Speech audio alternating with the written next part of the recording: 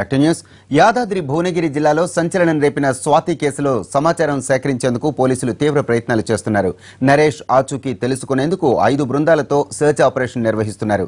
నరేష్ ఆచూకీ తెలిపిన వారికి 50,000 నజరానా ఇస్తామంటున్న రాచకొండ కమిషనర్ మహేష్ భగవత్తో మా ప్రతినిధి Sharma face to face. Yadadri Bhuvanagiri జిల్లాలో వివాదాస్పదంగా మారినటువంటి కులాంతర వివాహానికి సంబంధించి ఇప్పటి వరకు ఆ నరేష్ జాడకు సంబంధించినటువంటి అంశాన్ని రాచకొండ పోలీస్ కమిషనర్ మహేష్ భగవత్తో మాట్లాడతాం. ఇంతవరకు జాడ తెలియలేదు, ఏంటి కారణం? 2 మే నుంచి ఈ నరేష్ మిస్సింగ్ అని ఇన్ఫర్మేషన్ రాగానే భువనగిరి టౌన్ పోలీస్ స్టేషన్లో మ్యాన్ మిస్సింగ్ కేసు కింద అది కేసు నమోదైంది. అప్పుడు ఇన్వెస్టిగేషన్ మొదలైంది. మధ్యలో కొన్ని అన్ఫార్చునేట్ ఇన్సిడెంట్స్ కూడా జరిగినాయి.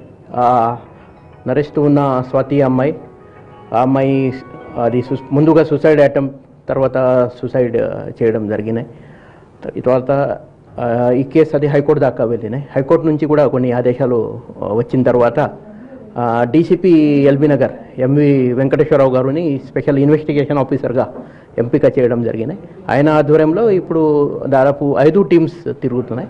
ఒక టీం ముంబై, ఒక టీం సోలాపూర్ మహారాష్ట్ర, తర్వాత ఇంకో టీం ఇక్కడ వలిగొండ ప్రాంతంలో, ఒక భువనగిరి ప్రాంతంలో, ఒక ఇక్కడ హైదరాబాద్ సిటీలో, ఇట్లా 5 టీమ్స్ ఇప్పుడు ఈ నరేష్ ఆచూకీ కోసం వాళ్ళు గాలింపు చేస్తున్నారు. తర్వాత 50,000 రివార్డ్స్ కూడా డిక్లేర్ చేశాము.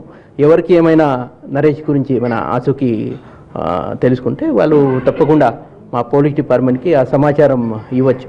వాళ్ళకి రివార్డ్ పక్కా ఇస్తాము. అంటే 20-25 రోజులైంది. అసలు నరేష్ బతికున్నాడా, చనిపోయాడా, లేకుంటే అతనే అదృశ్యమయ్యాడా?